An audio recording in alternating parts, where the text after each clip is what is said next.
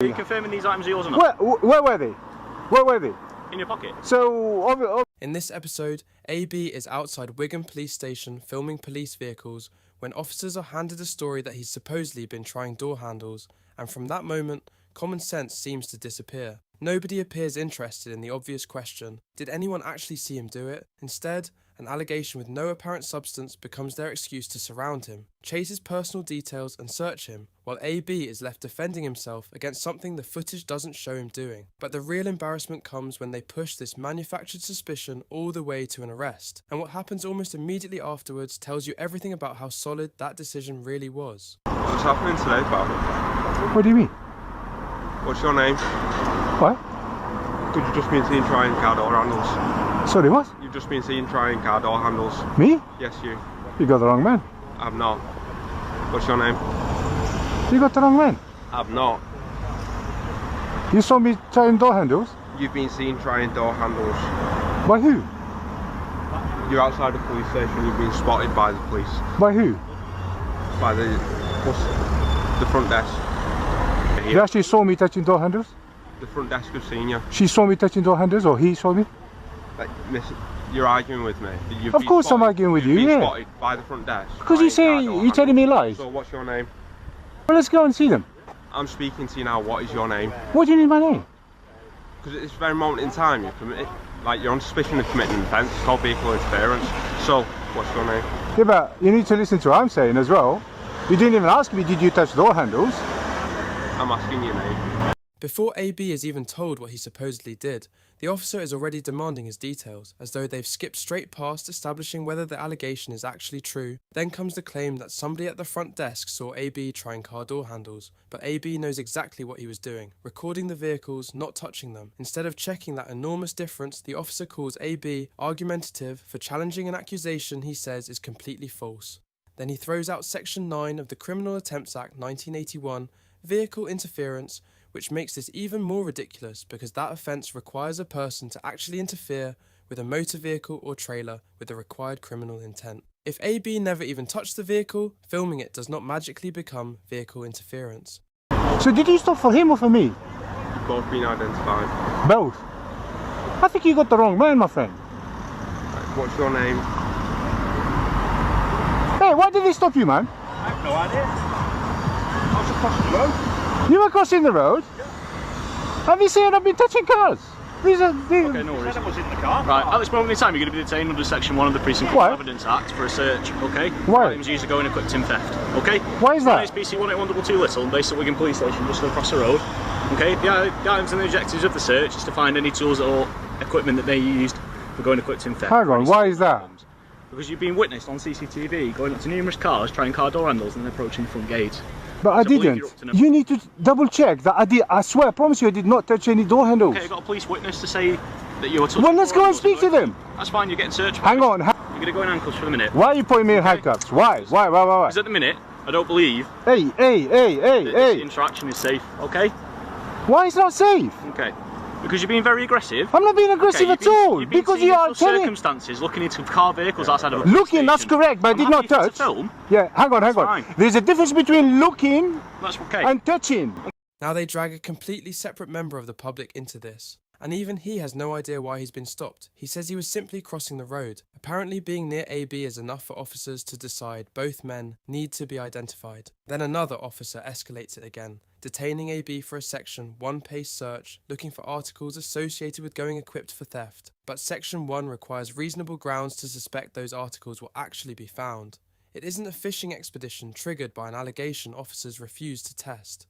And because the supposed witness is police staff, their version is seemingly treated as unquestionable, while AB's is barely entertained. Then an officer accidentally punches a hole straight through their own story by admitting AB was seen looking at vehicles. Looking isn't trying door handles, filming isn't interfering with a vehicle. Continue. At the moment, we don't know what... Why did you stop that guy? Well, if you don't know, you need to find out before you carry We're on. not doing that, we need to search you first. You mean you don't need to search me? You're going to infringe on my rights first? Hey, do you think I'm stupid going to a police station and try and break into a car? Okay. You guys are unbelievable. We have to investigate. Yeah, but you investigate, ask me. No, you're searching me, you're infringing my rights. It's not infringement on your rights. You've explained exactly what we're looking for. Yeah, you are infringing on my rights. Look, receipt. How the hell is that an item to break into a vehicle? How? No, just me. Other than you trying to get my identity, I'm not. that's what you're searching me for. Is this your cash? Well, it's not yours, is it? No, it's not mine. It's in your backpack. Yeah. But I'm just asking, is this your Is cash? it my cash? Do you know how much is there? He goes into my backpack and he says, is it my cash? He asked you if there was... I said, I don't know. Yeah, you said you Yeah. don't know. I mean, I don't have to answer your shitty questions. No, you don't. That's why. Swear, you guys are pathetic, man. Feel free to make a complaint. You complain? That's a civil claim, my friend. You just did. The officer actually says they don't know whether anything has happened, and that the way they'll find out is by searching a B, which completely turns Section 1 of PACE on its head. The search isn't supposed to be the tool you use to manufacture reasonable suspicion. The reasonable grounds must already exist before you search. And Code A specifically says a search cannot be based merely on generalizations or hunches. Her idea of investigating seems to be restrain first, rummage around second, and hope something turns up afterwards. Then watch what happens during the search. They're supposedly looking for articles connected with theft. Yet the officer starts reading AB's receipt. A receipt isn't a crowbar, lockpick, or evidence of interfering with a vehicle, but it might contain something they've been desperate for since arriving, his identity. We'll go inside reception and see this idiot that made this accusation that doesn't exist. I'd recommend not going into a police station causing more problems. What problems? You caused the problems. I didn't cause any problems.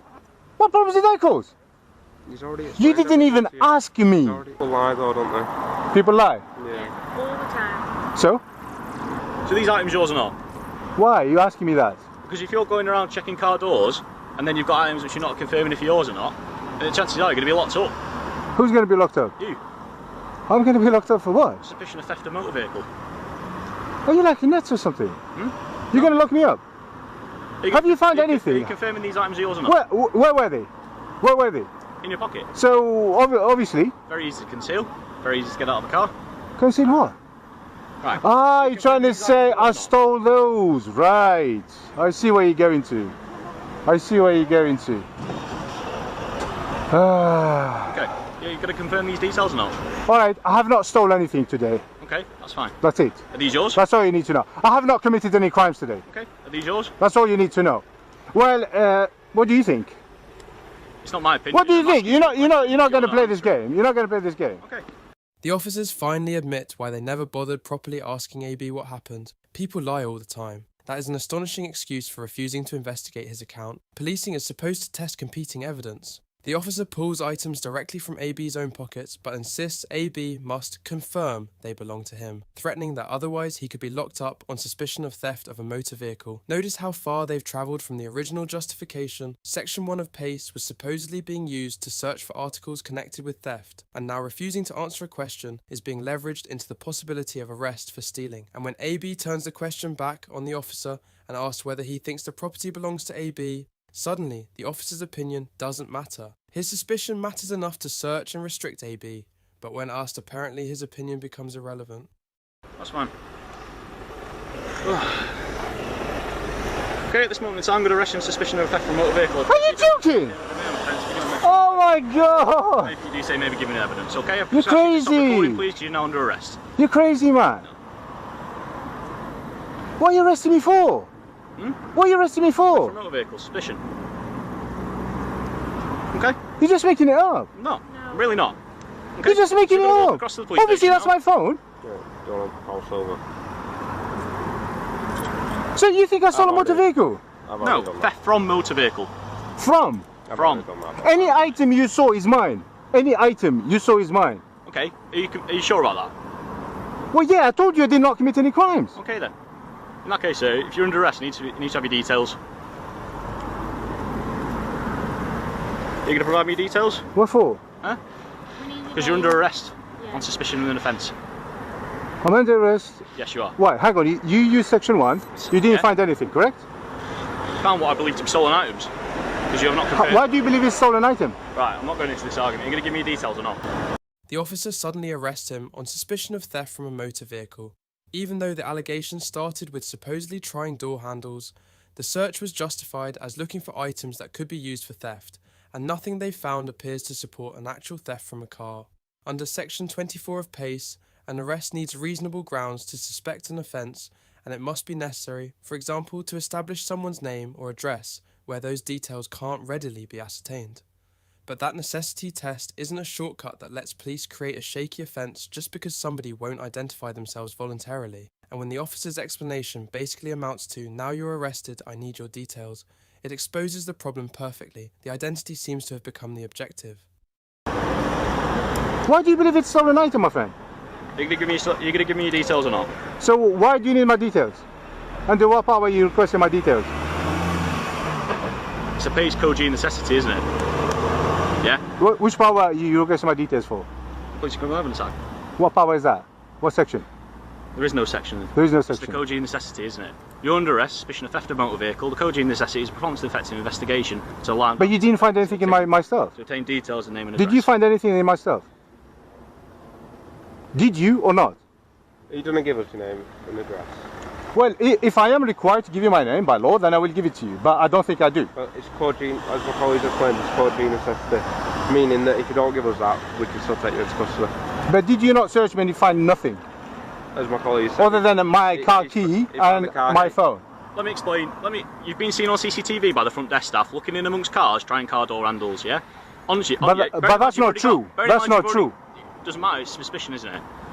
Now the officer reaches for Pays Code G as though saying, necessity settles everything. A B has already been arrested on suspicion of theft from a motor vehicle, and the officer is now saying he requires AB's name as part of that arrest. Code G does allow establishing a suspect's name or address to form part of the necessity grounds under section 24 of PACE, where those details cannot readily be ascertained or are reasonably doubted, but it does not create a separate offence of refusing to provide them. That distinction is crucial. A B's refusal to identify himself doesn't strengthen the theft allegation. It only relates to the officer's claimed necessity for arrest. So throwing out Code G might explain why he says taking AB into custody is necessary. You've got a mobile phone on you already. That's mine. Mobile phone. Mine. Okay. I have two phones. This one. Okay. Mm-hmm. And is this your phone as well? Correct. Okay, and is this your car key? Correct. Okay, right. That's fine. So there we go then. We've got to the bottom of that. It's not hard, is it? But did I have to answer all these questions for you to de-arrest me? Because you've been searched under section 1 of, you know. But you didn't find anything. You have. I'm asking you, are you going to give me these, are you going to tell me these items are yours or not? Okay. So how come you didn't ask me about my trainers or something? Because you've got a pair of trainers on. What if I stole them? That's ridiculous what you just done. Okay. So the time is 14:28, you're going to be de-arrested, okay? De-arrested? That's fine. Oh my God. De-arrested. Look what you done to my hands. Unbelievable. You guys are just pathetic, man. You're getting really grumpy, yeah? That's why you arrested me. Can I have my phone back? You've been perfectly fine. You're getting very, very, very shitty, man. And you're just making rules as they go. Yeah, I can see clearly you just want to arrest me. But the thing is, why you don't realize, you clearly want to arrest me. You're just desperate to arrest me, creating rules that don't exist. Not at all. You guys are going to look really bad on social media. Really, really bad. Yeah, welcome to Audit in Britain, by the way. Yeah. Maybe you should have stopped him doing all this rubbish. You guys are so pathetic, my friend. So pathetic. There you go, there's my details, the time of the stop search and the pay. Hang on, what details is that? Time, date, where's your shoulder number? Didn't even show me your ID. I don't need to show you my ID. Oh, yes you do. Yes you do. I've been through this. Was he in there? Yo, you should hide that number. If you want to speak to front desk. Yeah, is it front desk that called you? I don't know who put the call in. Is it front desk that called you? It was front desk that called you. You look pathetic, my friend. What finally kills this encounter is how little it takes for the arrest to disappear. A B confirms the property taken from his own pockets belongs to him, and suddenly he's de-arrested. Then AB checks his search record and catches another problem. The searching officer hadn't properly identified himself. On this point, AB is right. Under PACE code. A paragraph 3.8, before a stop and search, the officer must give their name and police station, even when they're in uniform. There are limited exceptions, such as terrorism inquiries, or where giving a name could put the officer in danger, in which case an identification number can be provided instead. So when the officer simply says he doesn't have to, he's not arguing with AB's interpretation. He's contradicting the code governing the search he has just carried out, and AB doesn't finish by arguing with them in the street. He goes straight back to the source and enters the station to confront the allegation that triggered this entire circus. When one unchecked accusation can snowball this far, the problem isn't that AB asked too many questions, it's that apparently nobody inside that station asked enough. If you found value in this breakdown, make sure you like the video, share it and subscribe to support the channel and help keep this kind of accountability in the spotlight. I'm the Audit Assessor, see you guys later,